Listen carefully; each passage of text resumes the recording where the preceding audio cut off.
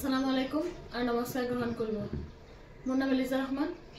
মোর ঘর গড়াজান মণ্ডলের অন্তর্গত দক্ষিণ কাটল গাঁও পঞ্চায়েত। মই ভারতীয় জনতা পার্টির গড়াজান মণ্ডলের সদস্য।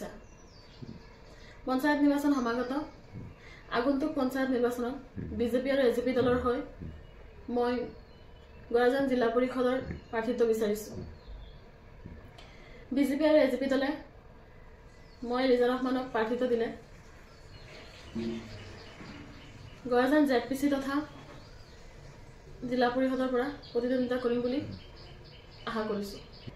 গতিকে মই এলিজা ৰহমানে গড়াজান জিলা পৰিষদৰ অন্তৰ্গত প্ৰতিখন পঞ্চায়তৰ প্ৰতিখন ৱাৰ্ডৰ ৰাইজৰ আন্তৰিক দোৱা আৰু সহযোগিতা কামনা কৰিছো আৰু তেখেতসকলৰ সুপৰামৰ্শ বিচাৰিছো।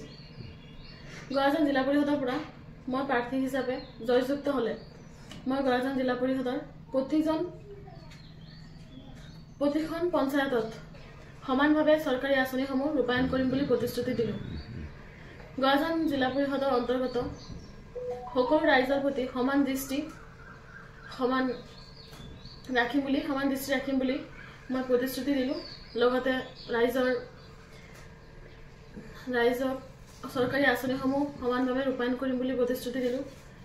লগতে জাতি ধৰ্ম কলা কৃষ্টি ভাষা বৰ্ণ হিন্দু মুছলিম সকলোকে মই